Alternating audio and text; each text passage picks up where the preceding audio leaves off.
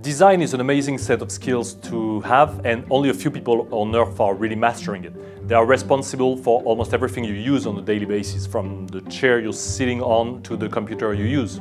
Designing is a skill and it's an art, and this video will talk about the fundamentals of design so we can understand the depth of this work.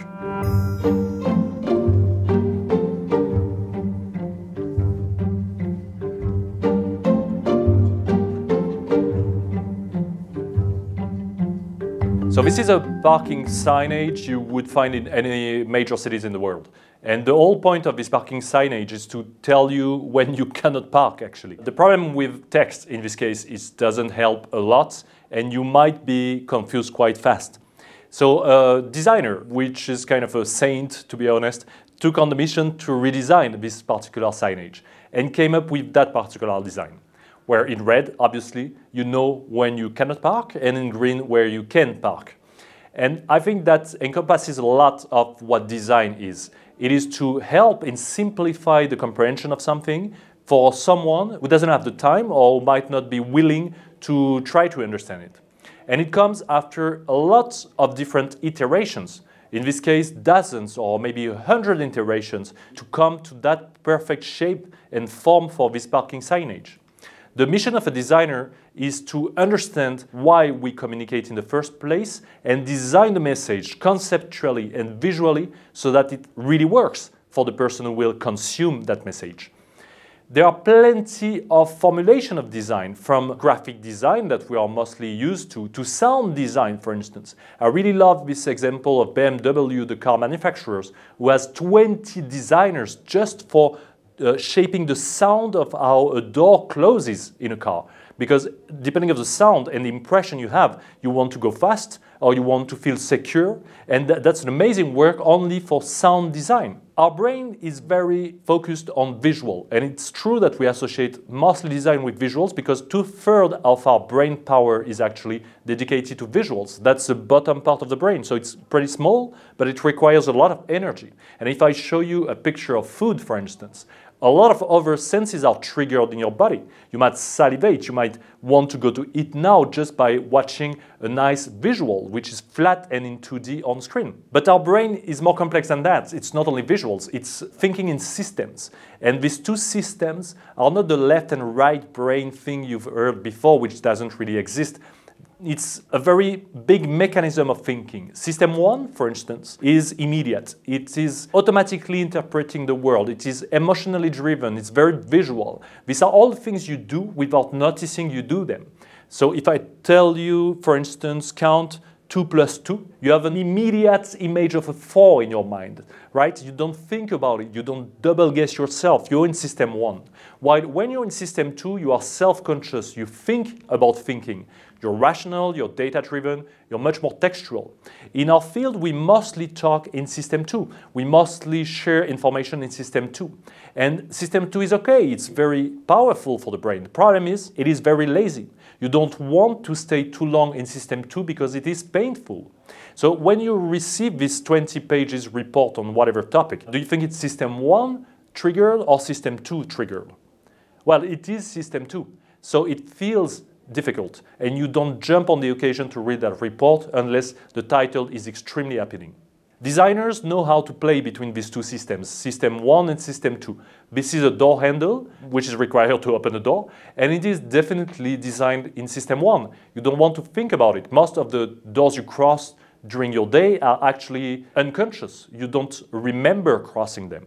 While if a door becomes difficult to open or close, for instance, when we manipulate the orientation of the door handle. In this case, to close the door, you will need to go up.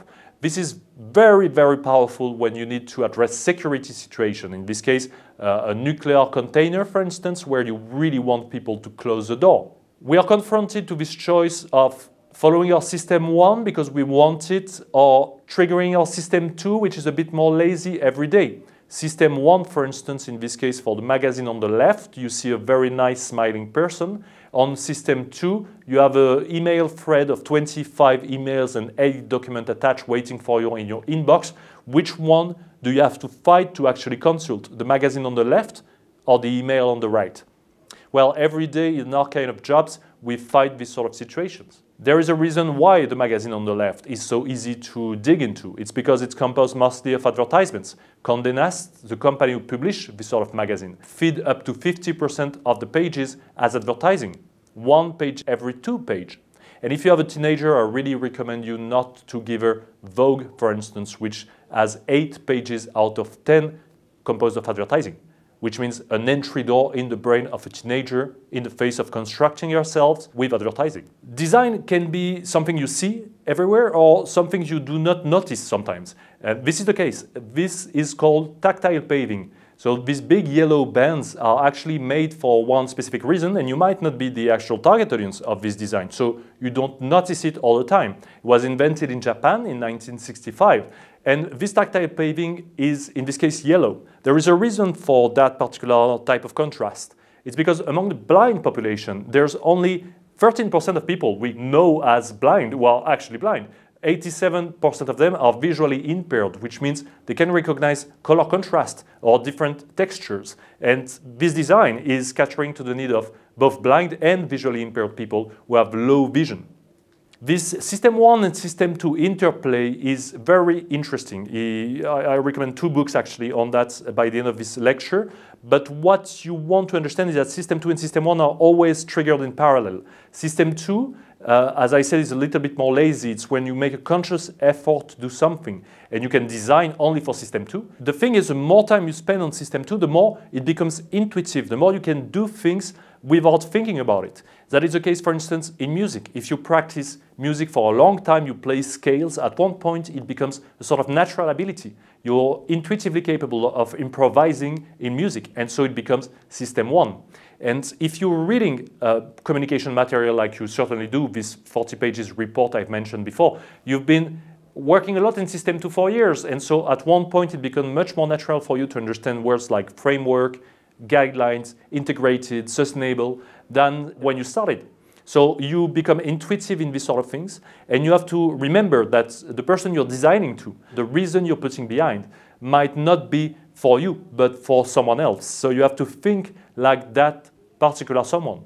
I recommend to read 2 books. One is called Thinking Fast and Slow by Daniel Kahneman. It's the best book on the field. Definitely. The problem is it's designed really much in System 2. Daniel Kahneman is a Nobel Prize in economy and obviously talks like a Nobel Prize. So you would have a hard time reading it, but I recommend it if you want to investigate this particular field. Blink, on the contrary, from Malcolm Gladwell, is a very System 1 type of book with lots of stories. And we really appreciate stories as human beings because they trigger emotions and sort of sensibility in our mind, which is much easier to grasp and catch in System 1. So Blink, easy read at night, Thinking Fast and Slow, a kind of daily read for months. This is all you can understand about design in a very compressed format.